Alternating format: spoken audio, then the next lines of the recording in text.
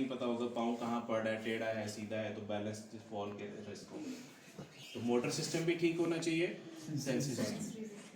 Third one is vestibular system. अगर हमने walk करनी है और हेड और बॉडी की कोऑर्डिनेशन ही नहीं है, सिग्नल ही नहीं आ रहा, तो वेस्टिबुलर सिस्टम की वजह से भी बैलेंस के इश्यूज आ सकते हैं। ठीक है। Fourth one is visual system. हमारा विजन ये ठीक नहीं होगा तो भी बैलेंस के इश्यूज आएंगे। ठीक है। इसके अलावा मोटर कंट्रोल और बहुत सारी चीज़ें और हैं जो इसमें कंट्रीब्यूट करती हैं, बट मेजर ये 4 सिस्टम्स हैं जो अगर ठीक ना हो या इनके अंदर डिसफंक्शन होगा तो बैलेंस के इश्यूज आएंगे। ठीक है। अब एक बैलेंस वो है जो हमारी बॉडी के अंदर इक्विलिब्रियम मेंटेन करता है, जिसके अंदर हमारा डिस्टल लिम्ब जो है वो फिक्स होता है और यहाँ पर हमें अपनी बॉडी के ऊपर इक्विलिब्रियम चाहिए। ठीक है। इसको टेस्ट करने के लिए, इक्विलिब्रियम टेस्ट करने के लिए हम वही टेस्ट करते हैं जो आम स्लैंग हम यूज़ कर रहे होते हैं। स्लैंग तो नहीं है खैर, ये सारे के सारे वैलिड और रिलायबल टेस्ट हैं। इसके अंदर रॉम्बर्ग टेस्ट है कि आपने टांगे जो ड्राई उससे 30 सेकेंड उसको यहाँ पे आपने कहा कि खड़े, और उसके अंदर आप स्वे नोट कर रहे हो, कितना स्वे आ रहा है, वो हाथ खोल तो नहीं लेता, वो ऐसे तो नहीं कर लेता, टांग तो नहीं उठा लेता, स्टेप तो नहीं ले लेता, ये सारी चीज़ें आप नोट कर रहे हो रॉम्बर्ग में। फिर आप उसको 10 सेकेंड के लिए आंखें बंद करके खड़ा करते हो और फिर आप सोए उसका नोट करते हो। ठीक है। उसमें देखते हो कि हाथ खोल तो नहीं रहा, सारी चीज़ें। तो ये हो गया रॉम्बर्ग टेस्ट। फिर आप करवाते हो सिंगल लेग स्टांस टेस्ट। वो कहते हो कि अपने हाथ यहाँ रखो बाय द साइड और आप इसको यहाँ से लिफ्ट करो। तो ये सिंगल लेग स्टांस। फिर आप इस इधर से करवाते हो, टाइम नोट करते हो, 30 सेकेंड है। फिर एक होता है stork stand test. Stork stand test में आपने हाथों को यहाँ रखवाना है और सिंगल लेग स्टांस कराना। ठीक है। ये क्या है? Stork stand test. फिर Berg balance scale. Berg balance complete cover करता है बैलेंस की हर डोमेन को, मोटर, सेंसरी, वेस्टिबुलर, विजुअल, चारों डोमेन्स को बर्ग बैलेंस जो है वो कवर करता है। गोल्ड स्टैंडर्ड है फॉर बैलेंस। ठीक है। तो वो अगर आपके पास कोई भी बैलेंस का पेशेंट है तो आपने उसको लाजमी यूज़ करना है, उसके ऊपर उसकी क्वांटिफिकेशन करनी है। ठीक है। और इजी है, उसके सारे स्टेप्स लिखे हुए हैं किस तरह से उसकी डिफरेंट डोमेन्स हैं। और 56 उसका टोटल स्कोर है। तो आप देखते हो कि इनिशियली क्या है, फिर अपनी ट्रेनिंग करवाते हो, ट्रेनिंग के बाद देखते हो कि क्या है। तो ये हो गया इक्विलिब्रियम के लिहाज से इक्विलिब्रियम टेस्ट हो गया। एक होते हैं non equilibrium test. Non equilibrium test coordination को चेक करने के लिए होता है। अब बैलेंस और कोऑर्डिनेशन के अंदर सेरिबेलम का बहुत इंपॉर्टेंट रोल है। तो सेरिबेलम का एक मेजर फंक्शन है कोऑर्डिनेशन का। तो अगर कोऑर्डिनेशन नहीं होगी तो बैलेंस भी डिस्टर्ब होगा, क्योंकि बैलेंस को मेंटेन करने के लिए दोनों साइड्स के ऊपर कोऑर्डिनेशन का होना ज़रूरी है। ठीक है। जैसे ये लेग आप उठा रहे हो, इस लेग की और इस लेग की आपस में कोऑर्डिनेशन होनी चाहिए, फ्लेक्सर एक्सटेंसर की कोऑर्डिनेशन होनी चाहिए। तो कोऑर्डिनेशन की डिफरेंट टाइप्स हैं, जैसे इंटरलिम है, इंट्रालिम है, ठीक है, डेक्सटेरिटी है, फाइन मूवमेंट्स हैं, ये सब कोऑर्डिनेशन की टाइप्स हैं। तो इसको चेक करने के लिए आप क्या करते हो, इससे आप डिस्टल एक्टिविटीज़ कराते हो। अब डिस्टल लिम्ब इसमें फिक्स नहीं होगा, तो आप क्या कहोगे, पेशेंट से कहोगे कि मेरी उंगली को टच करो और अपनी नाक को टच करो, फिर इसको टच करो, गुड, अब तेज तेज करो। तो आप इसमें टाइमिंग नोट करते हो, फिर आप इसको मूव करते हो कि फॉलो कैसे कर रहा है। ठीक है। तो जितना कोऑर्डिनेशन बेहतर होगा उतनी एक्टिविटी उसकी बेहतर होगी। इसको कहते हैं फिंगर टू नोज टेस्ट। क्या कहते हैं? Finger to nose test. अगर आप मजीद चैलेंज करना चाहते हो तो आप कहते हो अपनी फिंगर को यहाँ रखो और अब आप इसको टच करो, नहीं इस हाथ से पहले अपनी फिंगर को टच करो और फिर इसको टच करो, गुड। ये चैलेंज हो गया। अब आप उसको कहो कि एक अपनी फिंगर यहाँ रखो और इधर मेरी फिंगर को टच करो, फिर उसको करो। This is finger to finger test. नहीं, नोज को नहीं करना, फिंगर से finger. This is finger to finger test. ठीक है। ये आप करवा सकते हैं। उसके अलावा आप पेशेंट से कहते हो कि ऊपर होके बैठो, सीधा टांगे स्ट्रेट कर लो। अब आपने अपनी इस हील से इस शिन को स्लाइड करना है, नीचे ले जाओ, अब हील लगाओ इस पे, ऐसे यहाँ से इसको स्लाइड कर। ये हाईली कोऑर्डिनेटेड एक्टिविटी है। ठीक है।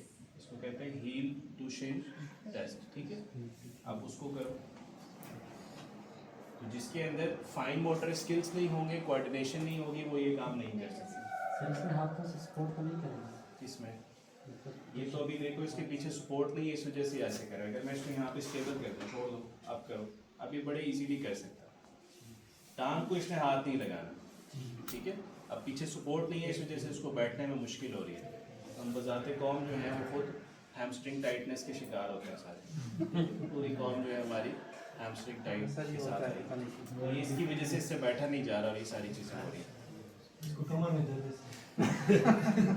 नहीं, कमर में दर्द सबके साथ कॉमन ही है इश्यूज हैं, ये hamstring पॉस्चर tight इश्यूज हैं। तो ये जो इस तरह के टेस्ट होंगे इनको हम कहेंगे नॉन इक्विलिब्रियम टेस्ट।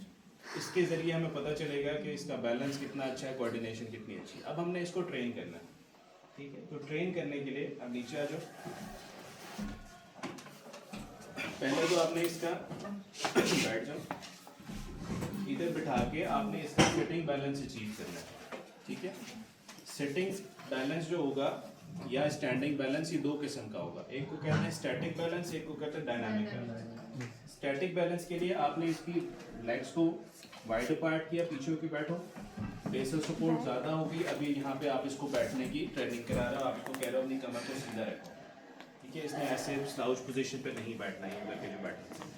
कमर सीधी करा के आपने इसको बिठाया, जिसका बैलेंस डिस्टर्ब होगा वो यहाँ से गिरेगा या उधर गिरेगा, इधर गिरेगा। आपने उसको कहना है सपोर्ट करो अपने आप को, बैलेंस करो, शाबाश, रोके इधर अपने आप को, गुड। जब ये इस तरह से करना शुरू कर दे, इसका मतलब है इस बेस ऑफ सपोर्ट के साथ इसका बैलेंस बेहतर हो गया। अब आप यहाँ से इसको out of the base of support लेके जाओ। अब आप क्या करो, यहाँ खड़े हो, इसको कहो कि मेरे हाथ को यहाँ पे टच करो, देखो इधर, हाँ इधर टच करो, गुड। अब ये क्या कर रहा है, अपनी बेस ऑफ सपोर्ट से बाहर जा रहा है। तो इसके ये इस साइड के जो मसल्स हैं वो कोऑर्डिनेट करेंगे, इसको रोकेंगे, तो ये अपना इस हाथ को एक्सपेंड करेगा और यहाँ से इधर जाएगा, ताकि ये सेंटर ऑफ ग्रेविटी को with in the base of support रख सके।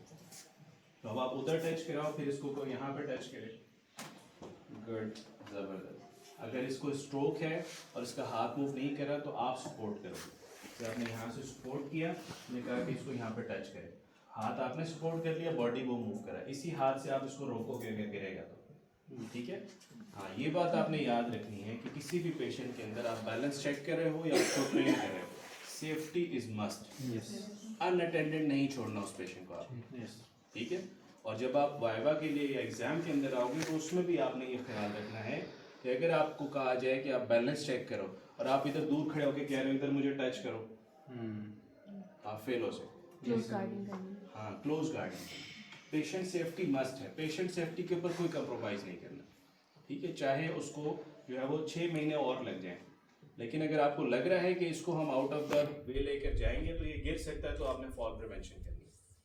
या आप स्लिंग यूज़ करोगे, सस्पेंशन स्लिंग जो जैकेट बना देते हैं ऊपर, वो हैंग होता है और उसके अंदर फिर आप ट्रेनिंग कराओगे। तो सेफ्टी पहले है, एक्सरसाइज बाद में, ठीक है।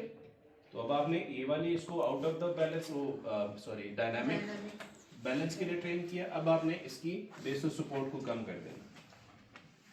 अब आप इसको कहो यहाँ पे बैठो। अब जब बेस ऑफ सपोर्ट कम होगी तो सेंटर ऑफ ग्रेविटी को with in the base of support manage करना इसके लिए मुश्किल होगा। पहले बड़ी बेस थी, उसके अंदर सेंटर ऑफ ग्रेविटी को मैनेज करना था, अब बेस क्या कर दिया हमने, कम कर दिया। अब यहाँ पे ये करेगा, जब यहाँ पे कर ले फिर इससे डायनामिकली काम कराओ कि आउट ऑफ द वे जाके इसको टच करो, ठीक है। या बेस ऑफ सपोर्ट से बाहर जाओ। बैलेंस एक्चुअली कहते ही सेंटर ऑफ ग्रेविटी को मेंटेन करना with in the base of support, this is balance, ठीक है। जब भी centre of gravity base of support से बाहर जाएगा इसको फॉल कहते हैं। इसको क्या कहते हैं, फॉल। जैसे हम वॉक कर रहे हैं, मेरी यार ये बेस ऑफ सपोर्ट है, मैं अपने सेंटर ऑफ ग्रेविटी को बेस ऑफ सपोर्ट से बाहर लेकर जा रहा हूँ, बट दूसरी टांग में इसको कंट्रोल करके दोबारा उसमें फिक्स कर दिया, तो इसको हम कहेंगे कंट्रोल्ड फॉल। क्या कहेंगे, कंट्रोल फॉल। गेट की जो डेफिनेशन है वो ऐसे भी की जाती है कि it is a series of control fall, it is a series of control. बार बार पे बंदा जो होता है वो अपनी बेस ऑफ सपोर्ट से सेंटर ऑफ ग्रेविटी को बाहर लेकर जाता है, बट उसको कंट्रोल कर लेता है, फिर बाहर लेकर जाता है, फिर कंट्रोल कर लेता है। तो सीरीज ऑफ कंट्रोल। फॉल का मतलब ये नहीं है कि बंदा धड़ाम से नीचे गिरेगा तो हम उसको फॉल कहेंगे। Scientifically fall is any activity in which the centre of gravity is exceeding the base of support, ठीक है, is going out of base of support, तो उसको फॉल कहेंगे। अब फॉल कंट्रोल हो सकता है, अनकंट्रोल। जब वो गिरेगा तो हम कहेंगे अनकंट्रोल्ड फॉल, ठीक है। और गिरने के लिए लाजमी नहीं है कि वो जमीन पे गिरेगा तो फॉल होगा। लाइक वो अपने आप को कंट्रोल, पीछे जा रहा है वो कंट्रोल नहीं कर सकता, उसने ऐसे जाके पकड़ लिया इसको, दिस इज अनकंट्रोल्ड फॉल। वो अपनी स्ट्रेटजीज को यूज नहीं कर सका। वो आपने पढ़ी है ना स्ट्रेटजी, हिप स्ट्रेटजी, नी स्ट्रेटजी, एंकल स्ट्रेटजी, पढ़ी नहीं? बैलेंस को कंट्रोल करने के लिए जैसे खड़े हो जाओ यहाँ पे। अब मैं इसको कहता हूँ कि आपने अपने आप को कंट्रोल करना है। इसको मैं हटा देता हूँ, थोड़ा सा आगे आ जाओ। मैं इसको कहता हूँ कि मैं आपको पीछे पुश करूँगा, आपने अपने आप को कंट्रोल करना। मैं इसके पीछे खड़ा हूँ। अब मैं इसको क्या करता हूँ, यहाँ से मैं पुश करता हूँ। अब ये देखो इसने सारी बॉडी स्टिल रखी हुई है, एंकल से इसको कंट्रोल कर लिया। This is ankle strategy. जितना इसका बैलेंस डिस्टर्ब होगा उतनी स्ट्रेटजी ये ऊपर वाली यूज करेगा। ठीक है, अब मैं इसको कहता हूँ कि मैं अब थोड़ा सा जोर से आपको पुश करूँगा, आपने अपने आप को कंट्रोल करना है। तो अब मैं क्या करूँगा, इसको पीछे पुश करूँगा। This is stepping strategy. अब ये एंकल से कंट्रोल नहीं कर सका तो इसने क्या किया, पीछे जाओ, आगे जाओ, ये देखो, ये है स्टेपिंग स्ट्रेटजी। बट अगर वो यहीं से पहले उसने एंकल से कोशिश की, नहीं हुआ, फिर इसने हिप को फ्लेक्स और एक्सटेंड किया, तो ये हिप स्ट्रेटजी। हिप से भी नहीं कर सकेगा तो फिर स्टेप करेगा। अगर ये 3 स्टेप्स के अंदर पेशेंट इसको रोक ले तो हम इसको कहते हैं कि इसका बैलेंस अच्छा है। ठीक है, अब यहाँ पर भी आपने जब इसको पीछे पुश करना है तो आपने पीछे खड़े होना है। पीछे खड़े होकर इसको आगे पुश नहीं करना। ठीक है, तो अगर आपने आगे चेक करना है तो आपने इससे आगे आना है और यहाँ से इसको टैग करना है। ठीक है, ताकि आप इसको ग्रैब कर सकें। और अगर पेशेंट बहुत ज़्यादा हैवी है और आप बहुत ज़्यादा स्लिम एंड स्मार्ट हैं तो आपने ये काम नहीं करना। ये ना हो कि पेशेंट के नीचे से आपको जो है वो उतारना पड़े। तो इस तरह करके इस डिफरेंट स्ट्रेटजीज के थ्रू पेशेंट अपने आप को ट्रेन करता है।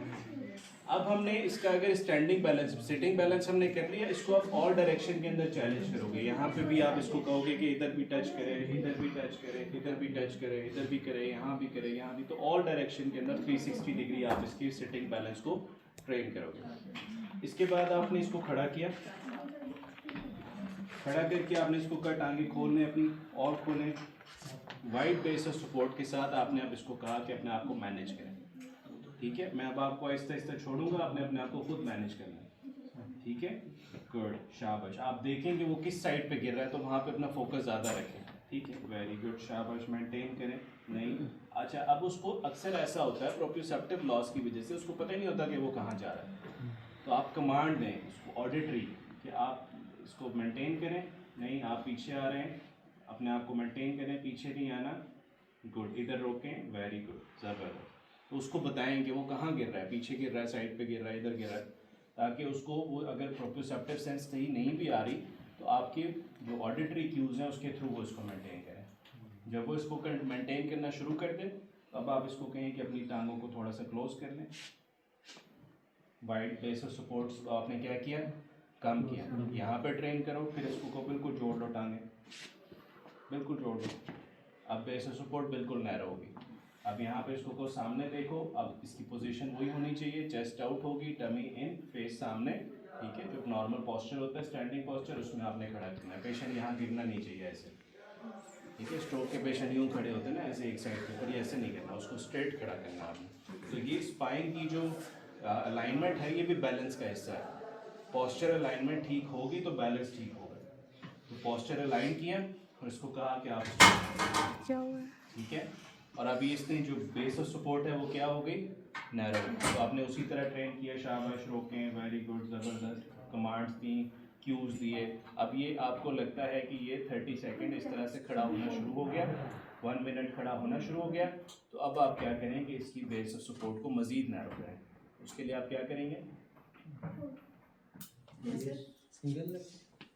हाँ, ये टेंडम स्टांस, इसको कहते हैं टेंडम स्टांस। तो आप इसको टेंडम स्टांस में लेके आएंगे। अब यहाँ पे आप इसको ट्रेन करेंगे। ठीक है, जब ये भी करना शुरू कर दें फिर आप क्या करेंगे, इसको नेक्स्ट क्या होगा, सिंगल लेग स्टांस। तो अब आप सिंगल लेग स्टांस में उसको ट्रेन करें। जब वो ये भी करना शुरू कर दे इसका मतलब है कि आपने इसका स्टैटिक बैलेंस बेहतर कर दिया। ठीक है, अब आपने, अब इससे ज़्यादा तो हमें ज़रूरत नहीं है। ठीक है, अब इससे ज़्यादा जो है वो हमें ज़रूरत ही नहीं, क्योंकि वॉक के अंदर हमें सिर्फ यही बैलेंस चाहिए। ठीक है, तो अब आपने ये ट्रेन कर लिया। ट्रेन करने के बाद अब आप इसके डायनामिक बैलेंस की तरफ जाएंगे। अब दोबारा इसको वाइड बेस के साथ खड़ा करें, या वाइड बेस जब इसने अचीव की वहीं से आप इसके डायनामिक बैलेंस को वाइड बेस में पहले ट्रीट कर लें। उसके बाद फिर बेस को नैरो कराए। तो दोनों ऑप्शन आपके पास हैं, जिस तरह भी आप इसको करना चाहें। अब ये यहाँ पे खड़ा हो गया, अब इसको वहाँ पे टारगेट दें, किसी अपने असिस्टेंट से कहें कि वहाँ हाथ रखें और ये उसको कंट्रोल करें और आपने क्लोज कार्ड देना है। ठीक है, मोहिद्दीन आ जाओ इधर। अब इसको टारगेट देंगे, आपको टच करेंगे, हाथ ऊपर रखें। गुड। अभी बहुत ज़्यादा है तो आप मोहिद्दीन को आगे बुलाएंगे। हाथ थक गया। चलिए। गुड। दूसरा टारगेट दें। गुड। तीसरा टारगेट दें। शाबाश। तो उधर से कर लिया, बैक से करें, राइट से करें, राइट बैक से करें। तो इसी तरह बेस को नैरो करते जाए और डायनामिकली उसको out of the base support करके ट्रेन। ठीक है, तो ये सारी चीज़ें क्या करेंगी इसकी, बैलेंस, डायनामिक भी और स्टैटिक। तो जब ये सारी चीज़ें हो जाएंगी तो गेट जो इसकी बेहतर होनी है वो उसी टाइम होगी जब ये वन लेग स्टैंस करना शुरू कर देगा दोनों टांगों के ऊपर। अगर उसका बैलेंस किसी एक लेग के ऊपर भी प्रॉपर नहीं है तो वो प्रॉपर गेट नहीं कर सकता। समझ आ गई? कर लेंगे? याद रहेगा? यहाँ तक कोई चीज़ किसी को ना समझ आए?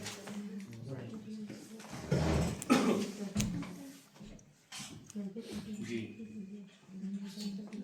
स्टैटिक बैलेंस में सिटिंग में पहले कराना है और फिर दोनों में पहले स्टैटिक बैलेंस ट्रेन करना है, फिर डायनामिक। सिटिंग में जो आपने स्टैटिक बैलेंस कराया वो सिर्फ एक जगह पे बिठा के कराना, बेस और सपोर्ट बस ना रखना। सपोर्ट ज़्यादा करना। पहले और जो ज़्यादा डायनामिक है उसमें आपने बेसिक सपोर्ट को बाहर लेके जाना है, बेसिक सपोर्ट से बाहर लेके जाना है। फिर यहाँ पहले ये वाला बैलेंस लेके आना है, फिर उसको कम करना है, उसके साथ फिर पहले इसके साथ बैलेंस करवाना है। दोनों के अंदर रूल सेम है। पहले बेस और सपोर्ट वाइड के साथ स्टैटिक बैलेंस ट्रेन करोगे, फिर बेस और सपोर्ट आहिस्ता आहिस्ता नैरो कर लीजिए और एकदम से बिल्कुल यहाँ से इधर नहीं लेकर आना। पहले उसको यहाँ पे किया तो अब इधर से करो, फिर इधर करो, फिर इधर करो, फिर आहिस्ता आहिस्ता यहाँ पे लेकर आओ। फिर आप यहीं पे उसको डायनामिक ट्रेन कर सकते हो, लेकिन उसमें फिर बेस और सपोर्ट वापस आप यहाँ पे लेकर आओ।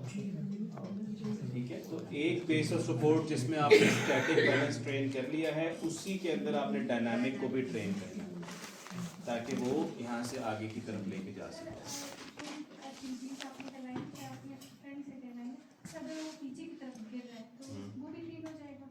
मतलब पेशेंट है वो आगे भी जा रहा है और पीछे भी वो अपना बैलेंस नहीं कर पा रहा है। जब वो स्टैटिक बैलेंस को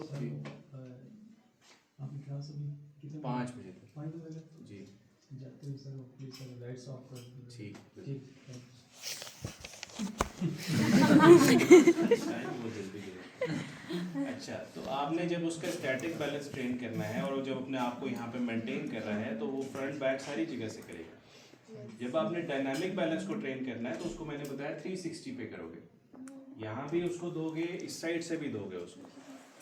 ठीक है, और फुट जो है उसकी अलाइनमेंट यही रहेगी, वो सीधा खड़ा होगा लेकिन यहाँ से इधर भी टच करेगा, यहाँ से वो इधर भी टच करेगा और ये सारी हिप स्ट्रेटजी के थ्रू ट्रेन कर रहा है, स्टेपिंग पे नहीं आएगा। एंकल और हिप स्ट्रेटजी के थ्रू वो अपने बैलेंस को मेंटेन कर रहा है।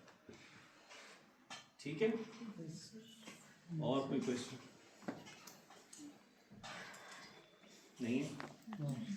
सर वो मेरे साथ एक क्वेश्चन था, अगर ये सारी चीज़ें अच्छी हो गई फिर क्या करेंगे?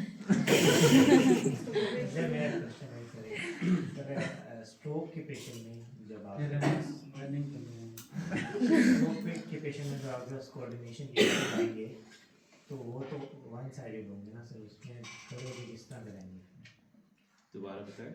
स्ट्रोक के पेशेंट में जब कोऑर्डिनेशन के इश्यूज आ रहे हैं, बैलेंस और कोऑर्डिनेशन के, तो वो खड़ा होकर हम उसको किस तरह करेंगे सपोर्ट?